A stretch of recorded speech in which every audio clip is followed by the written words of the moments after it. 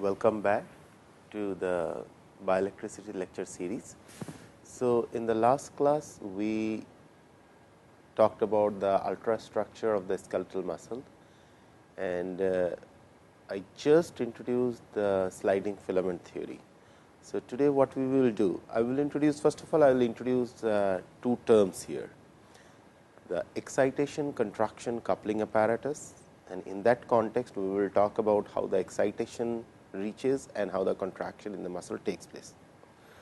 So, these are some of the examples just before I go ahead with the details of how the electrical impulses are being transmitted across the muscle and how it leads to the contraction.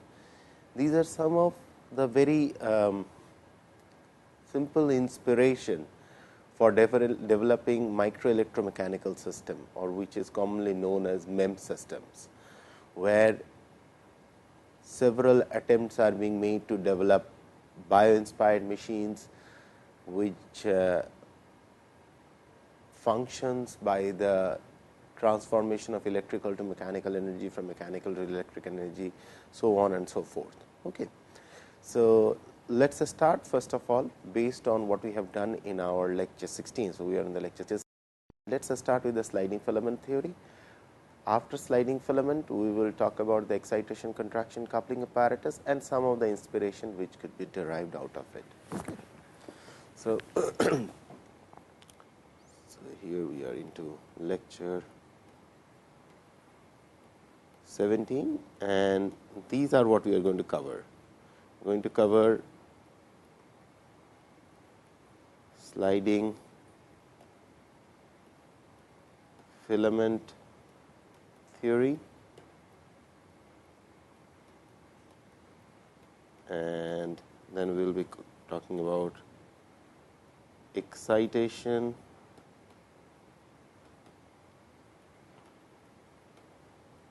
contraction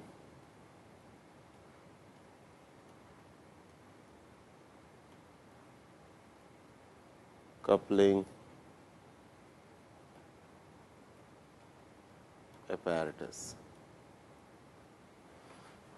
and how these things inspired BioMEMS, which is essentially micro electro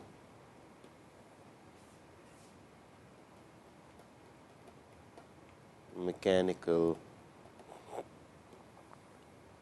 systems, and how such things could be utilized for prosthesis. Okay. This is essentially what we are going to cover in this lecture and in this section. Okay. So, coming back to the sliding filament theory. So, in the sliding filament theory, we have talked about the cross bridges of the actin and myosin filament. We have talked about troponin and tropomyosin proteins which are present there. So, we will just a small recap. So, what essentially happens is this: when the nerve impulse comes on the muscle surface, it leads to the transfer of the impulse, and which leads to the contraction of the muscle. Okay. That is what essentially is happening. So, in other words, the excitation. So, when you talk about the excitation contraction coupling, excitation. So, if I break down the word, excitation is the excitation which is arriving from the electrical impulse, electrical excitation, and contraction is the movement of the muscle. Okay. And in this whole process, one of the key ion which plays a vital role is calcium. Okay. So, if I had to just draw it, it is something like this. Here, so for example, you have the neuronal cell body, and which is forming synaptic contact on top of the muscle. So, here you have the electrical impulse coming, which is leading to the excitation of the muscle, or which is essentially an electrical excitation of the muscle by neuron, where this is your motor neuron, which is showing by Mn, and here you have the skeletal muscle, Sk denoting a skeletal muscle. So, here you are having the electrical excitation reaching, and whatsoever sliding movement which is taking place within the muscle, sliding motion of skeletal muscle is essentially the contraction of the muscle. Okay. And this excitation, contraction of the skeletal muscle, and essentially this electrical excitation and this contraction, these two are integrated to form the excitation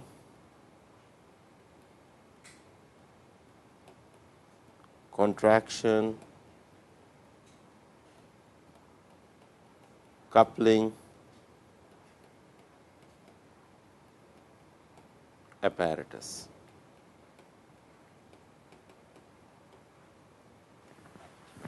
So, this is what we meant by, in the first slide when I was telling you excitation, contraction, coupling apparatus. So, this is what it essentially means as excitation, contraction, coupling apparatus. Okay. So, what we will be talking first is the contraction process, the process by which the sliding movement or the sliding motion of the muscle takes place. So, essentially we will be talking about, coming back to the slide, first of all we will be talking about this part. This part of the story we will be talking about, and then we will come back to the upper part. Okay, the electrical excitation, how it reaches. Okay. So, in that context we will be talking first about the sliding motion of muscle, which is also governed by sliding filament theory.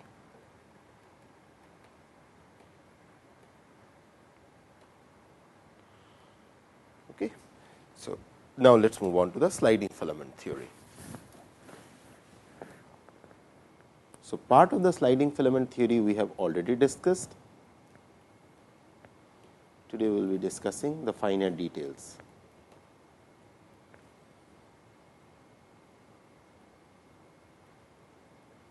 Okay. In order to recapitulate back what we have done in our last class, I will have to again draw the cross section of the muscle what I have drawn in the previous class. Okay. If you remember when I was drawing this cross section, so this was essentially what I have drawn previous class, like this.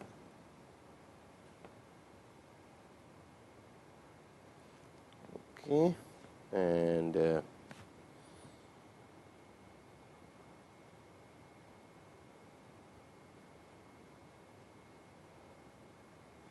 okay.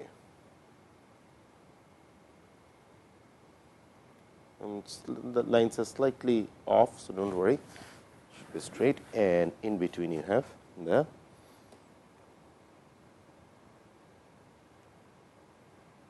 okay.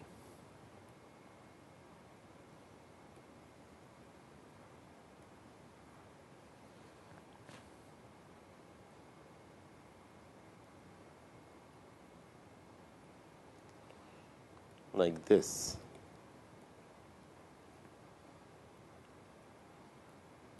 So, this was the arrangement what I have already discussed.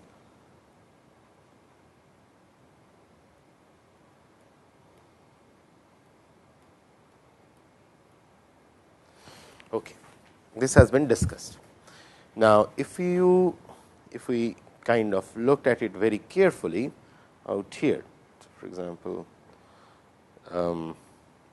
along these along this part. Okay, let me pick up another color. If you look at it very carefully on this part, so it looks like something like this.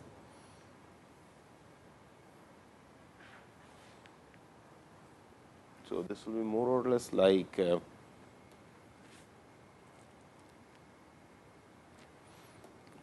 up another color.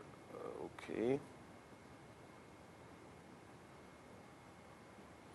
And on this you are having the troponin and tropomyosin proteins like this. This we have already discussed. This part is already discussed. And on this side, if I pick this up, this one looks more like this. You have the myosin heads likewise. Right?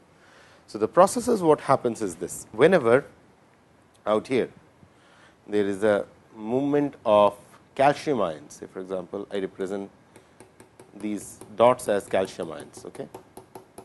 All of a sudden there is an exposure of calcium ions which are coming here.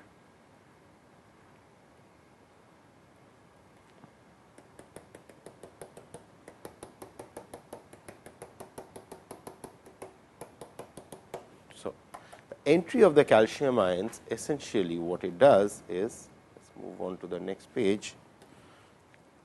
Okay. There are 2-3 things happen. First of all, step 1 of the sliding filament is exposure of the active sites to calcium ions. Exposure of active sites to calcium ions, and calcium ions essentially after entering the sarcoplasm binds to troponin, and this calcium ions after entering binds to troponin. Okay. Once it binds to troponin, after binding to troponin, this weakens the bond of between troponin and tropomyosin, weakening the bond between troponin and tropomyosin. Okay. This weakening of the bond between troponin and tropomyosin leads to the troponin molecule then changes position, pulling the tropomyosin away from the active site. Okay. So, the next step is the troponin molecule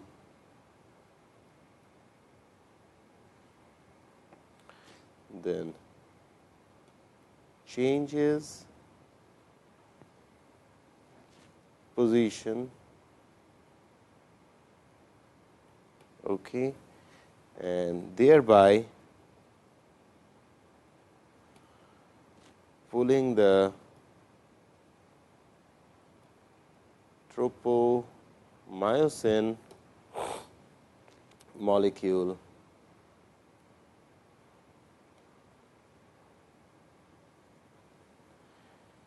away from the active site, thus allowing formation of cross bridges.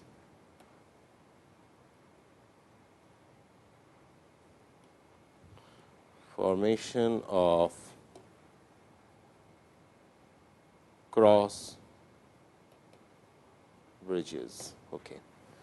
So, this is step 1. So, step 1, let us summarize what is happening. Calcium molecules are getting into that whole cross bridges or in among those sliding structures, and it removes the troponin and basically it weakens the bond between troponin and tropomyosin, and thereby removing that bond, and thereby because the active sites are actually prevented or they are not exposed, because on top of the active sites you have the troponin and tropomyosin sitting like this. As soon as the calcium comes, say for example, if this is the calcium, as soon as the calcium comes, it weakens the bond and it separates out, and thereby exposing the active site. And then this active site is the binding site, which will be our step 2. Okay.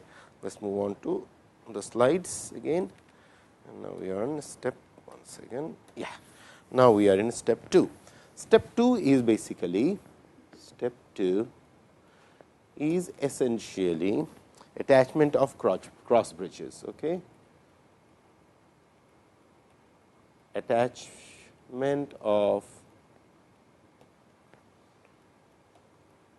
cross bridges, because now basically the inhibitory or the molecules which are not allowing to expose is being removed, the troponin tropomyosin is gone. So, now the cross bridges can form. So, the active site is all exposed. Okay.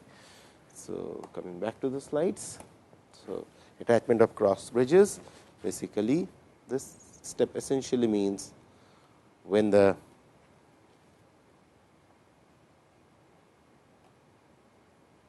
active sites are exposed, the myosin cross bridge binds to them. Okay. So, this is essentially what is happening is now the myosin cross bridge, which is, if I represent it like this,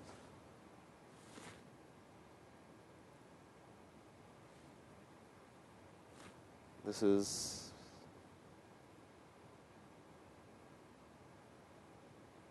okay. So, this is in contact with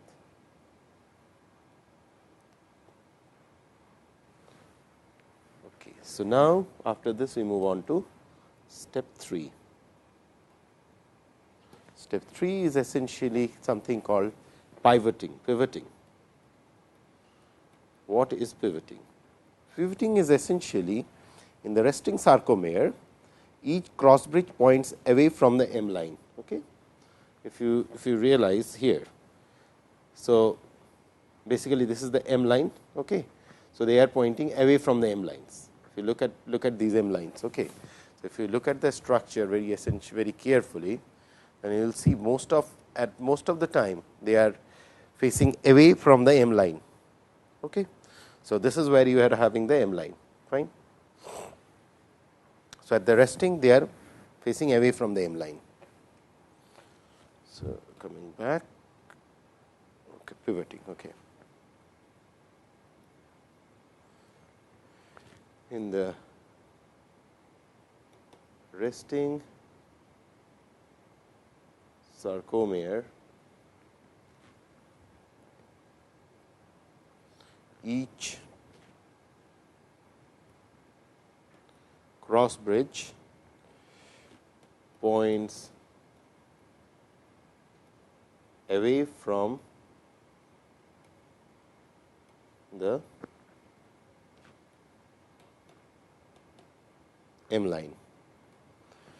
In this position,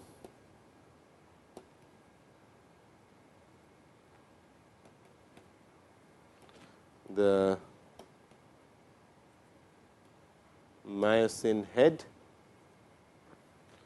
is a term which is used, cocked like the spring in a mousetrap.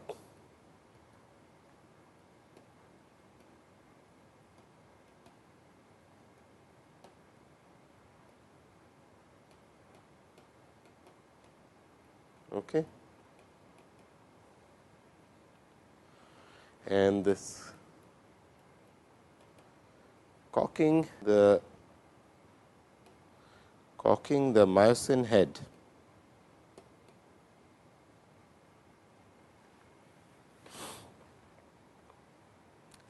requires a significant amount of energy.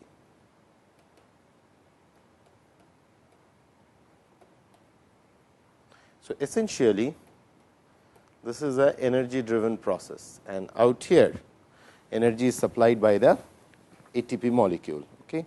So, essentially what happens, energy is obtained by, at this time energy is obtained by ATP is broken down into ADP plus phosphate, and this is the phosphate generation which leads to the energy, and this leads to the formation of the.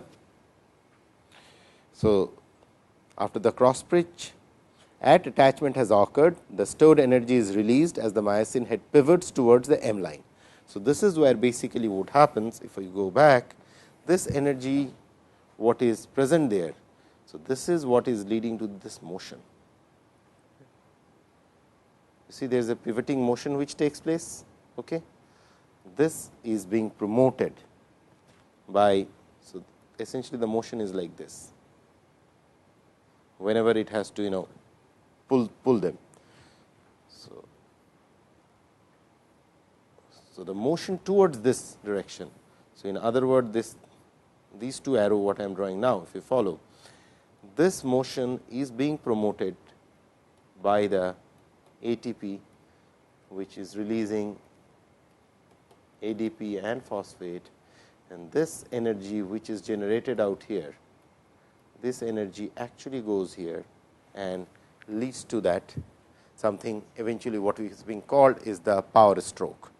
Okay. So, this is essentially what is happening here. Coming back out here. So, coming back from where I was talking about the cocking the myosin heads requires energy. Okay. And this energy is obtained by, as I have already mentioned, from the ATP. Okay. In cock position,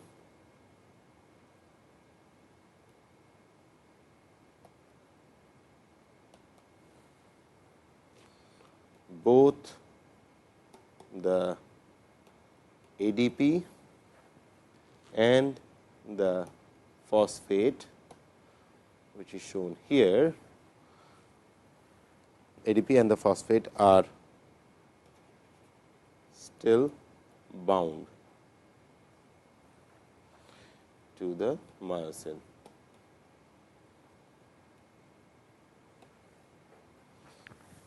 Okay. After the cross bridge,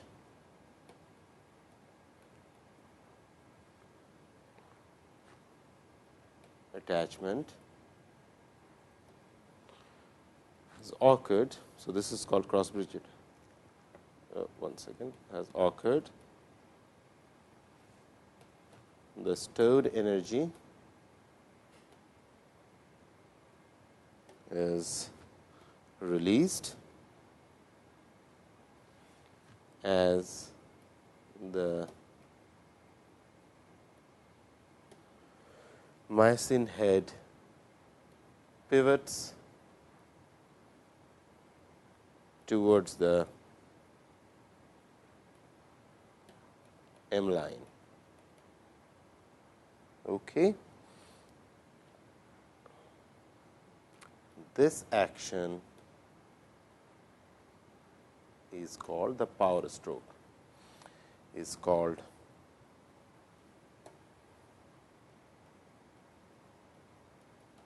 power stroke.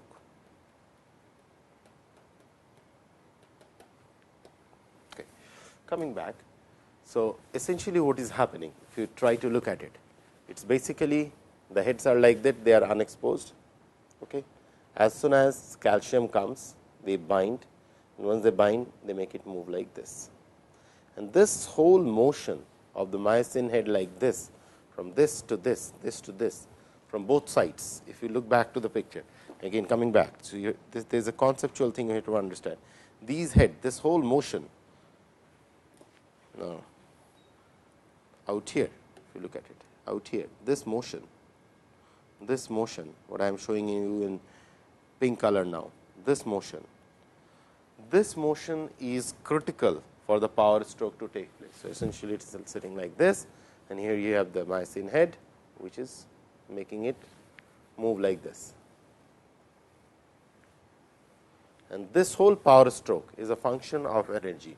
There has to be significant amount of energy, ATP has to go there, bind there, and has to release its energy, and thereby allowing that this power motion. Okay. So, this is what we call as a power stroke, and this is what leads to the sliding filament motion, sliding filament theory. Okay. So, there are a few other tail pieces on this before we move on to the excitation part of this. Okay. So, coming back. So, the next step, it is out here in is step 4. Step 4 is essentially detachment of cross bridge. Next step, because this process is a dynamic process, detachment of cross bridge, followed by step 6, which is reactivation of myosin.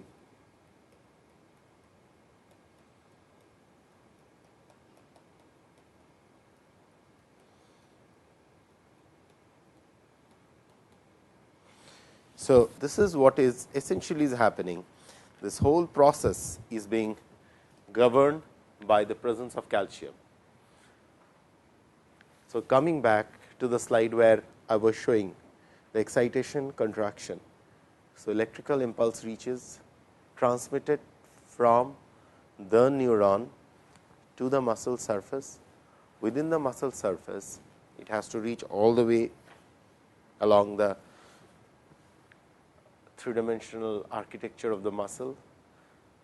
So, now what we will be talking about, how that excitation is being transmitted to the muscle, and the end goal of that excitation is that there is a contraction which takes place, and that contraction is initiated by the release of calcium. So, coming back to there is a slide. So, this is where we started, the electrical excitation reaching and leading to the motion of the muscle.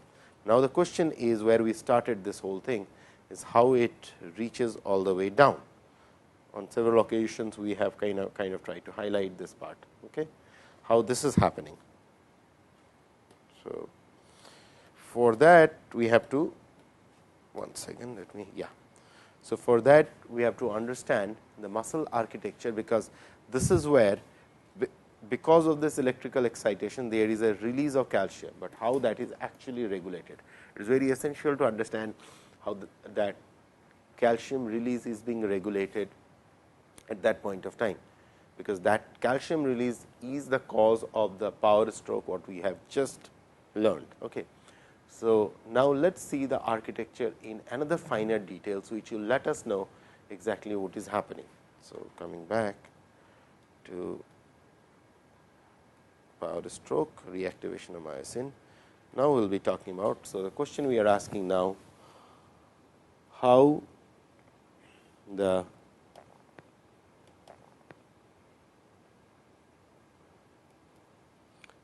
electrical impulse from motor neuron MN, showing motor neuron, is transmitted to the muscle.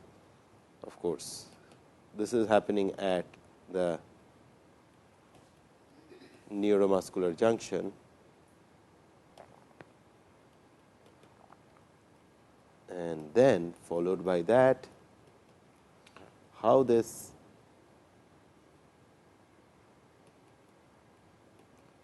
electrical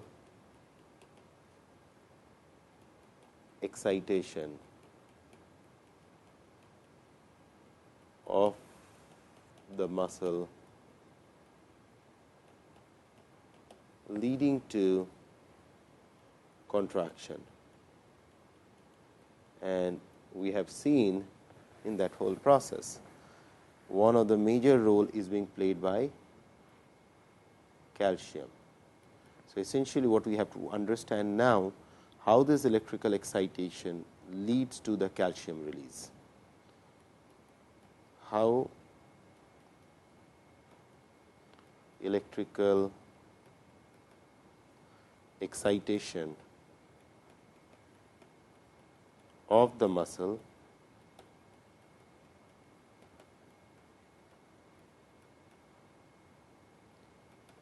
leading to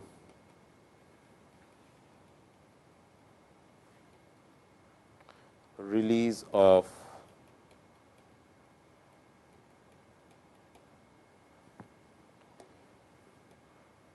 calcium.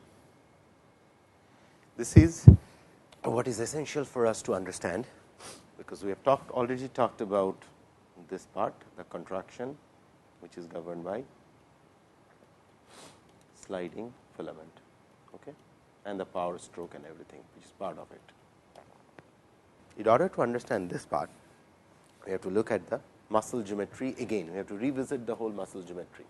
So, muscle structure is that continuous cylinder of all these muscles. What you see, there are gorge like structure in them. There are kind of, if we draw the structure, they look more like this. Give me 1 second. Okay. So, the muscle structure is something like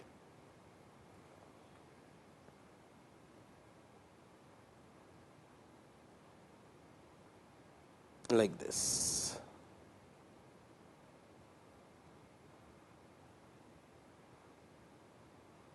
This is only one side I am showing, the other side also had.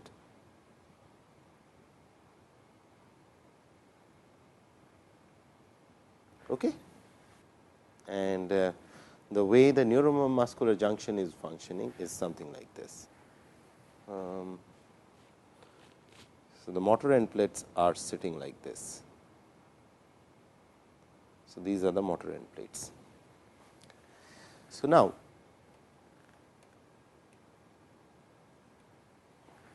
whenever, so let me put it like this. So, this is the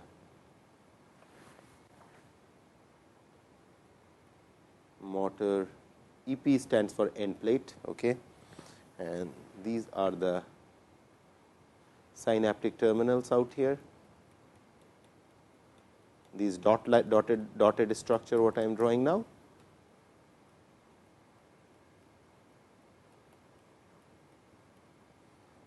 Synaptic terminals.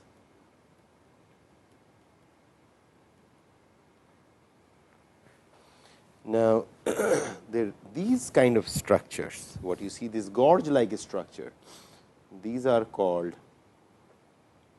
T tubules.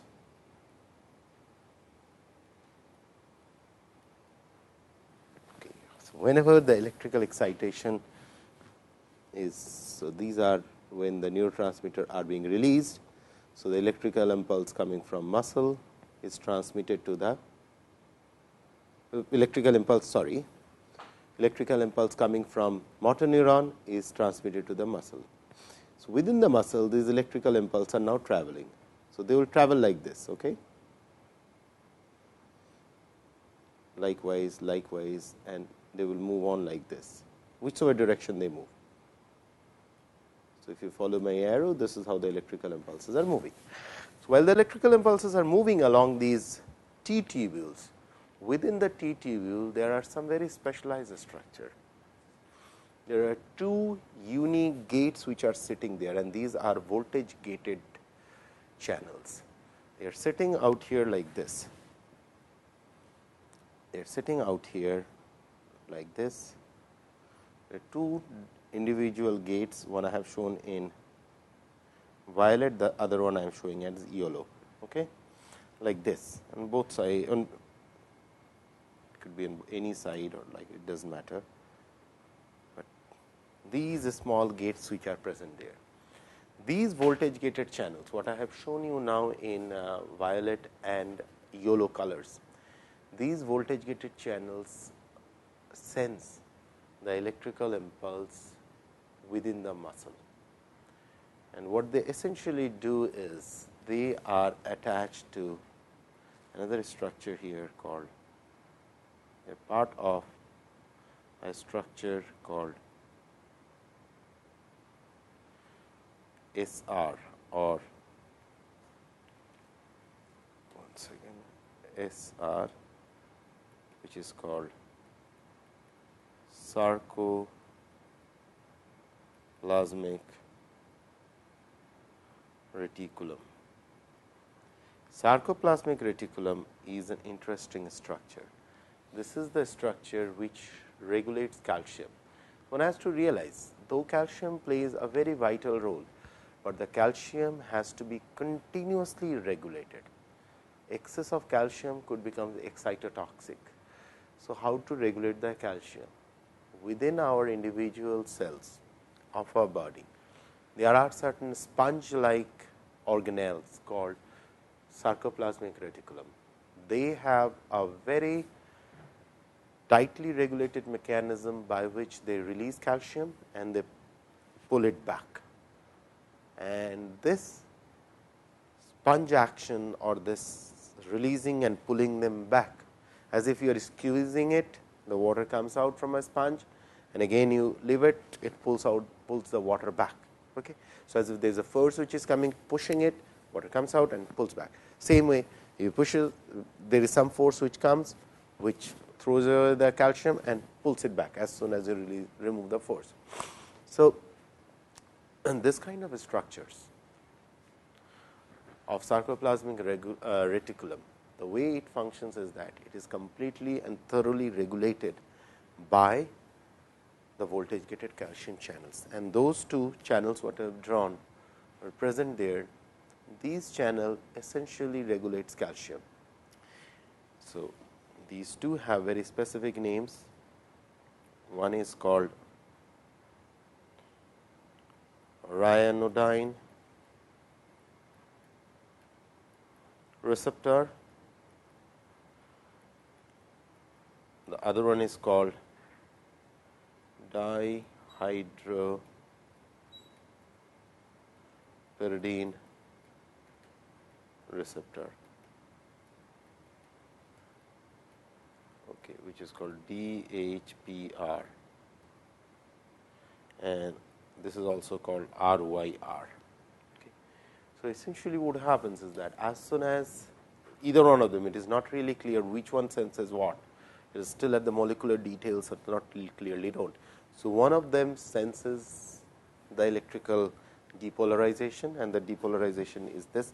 These are the depolarization waves which are moving within the muscle. As soon as the depolarization waves are sensed by the voltage gated calcium channels, one of the voltage gated calcium channel, either the ryanodine or the dihydropyridine, and by the way, these names they have got because of the different compounds which are bound to them. So, ryanodine bounds to one of the calcium channels, so it got the name ryanodine. Dihydropyridine binds to another, or it got the name dihydropyridine receptor. As soon as it binds, it as if they are coupled with each other. It is something like dihydropyridine, ryanodine. Say for example, let us assume ryanodine senses it. Once it senses, it tells this one, you open up. Once it opens up, the calcium goes out. So, essentially the end result what we see is this calcium from sarcoplasmic reticulum is being flushed into the inside the cell.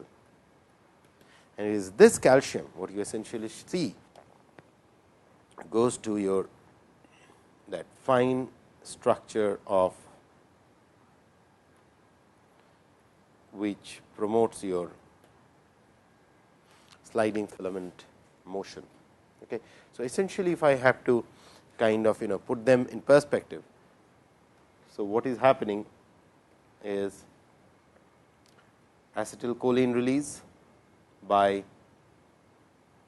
motor neuron through neuromuscular junction, it leads to electrical excitation of muscle. Electrical excitation then travels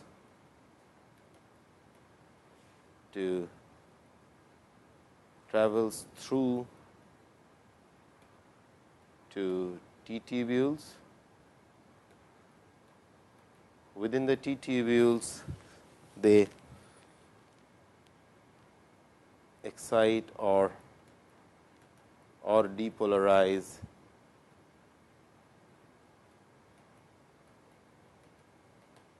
or actually essentially it's activate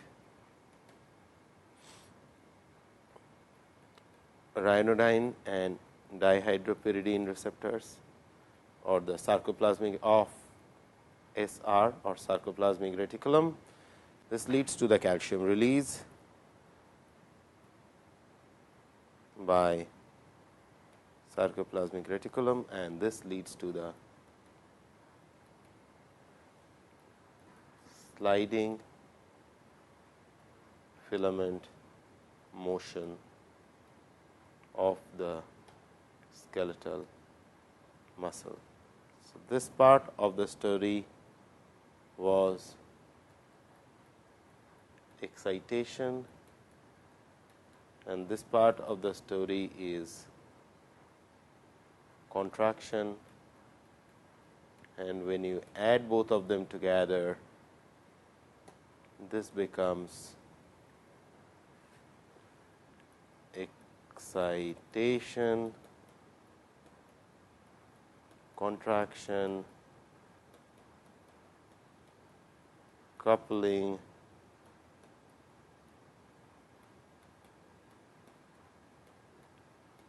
apparatus. So, this is essentially is an inspiration to understand how an electrical signal leading to a mechanical signal, and could we mimic this. So, if you go back to the first slide while I was telling you. So, if you look at it, well, I was trying to coming back. So, this is what I was trying to tell you, sliding filaments, so excitation, contraction, and could this be used as an inspiration for developing micro electromechanical systems. So, these are some of the approaches which are currently underway across the world by several people who are working in these kind of areas, that could we understand the structure and mimic it and kind of develop biological machines out of it. And one has to realize one of the key component in all these games are the voltage gated channels. If you realize, because when at the neuromuscular junction there is this release of acetylcholine. Acetylcholine release leads to the upon binding on the muscle surface leads to the opening of the cation channels, and that leads to the depolarization, and that depolarization of the muscle eventually get transmitted, leads to the activation of the calcium channels, voltage gated calcium channels in the form of ryanodine receptor and dihydropyridine receptors, leads to the opening of the calcium pores on the sarcoplasmic reticulum, and these pores essentially leads to the release of calcium, and this calcium plays a vital role in removing the connectivity between the myosin head and the actin filaments by binding to the troponin and removing or weakening the bond between troponin and tropomyosin, and thereby exposing the active site, and upon binding on the active site, it leads to, in the presence of course, adenosine triphosphate, the energy molecule, it leads to a power stroke like this, it leads to the sliding. So, it is a very tightly regulated, and as soon as that happens, the calcium is being pulled back by the sarcoplasmic reticulum. It has to be regulated, it has to be very time bound, very nicely regulated phenomena. So, if you look at it very carefully, you will realize that there is enormous amount of involvement of electrical and mechanical forces, interconversion, which leads to such processes. And this is always inspired since the time we have got a fairly good understanding of this whole process. In last 20 years, there is a lot of inspiration. Could we develop such machines? Could we integrate machines which could function exactly the way the biological system functions? Okay. So, I will close in here for this lecture, and we will learn more about in the coming lectures. Next 2-3 lectures, we will talk more about the retinal prosthesis, cochlear prosthesis. So, essentially what we will be doing in the coming lectures, we will talk about the structure of the eye and what are the retinal prosthesis, cochlea, what are the structure of the ear, and then we will be talking about the electrophysiology of the cardiac systems. Okay. So, I will close in here. Thank you for your attention.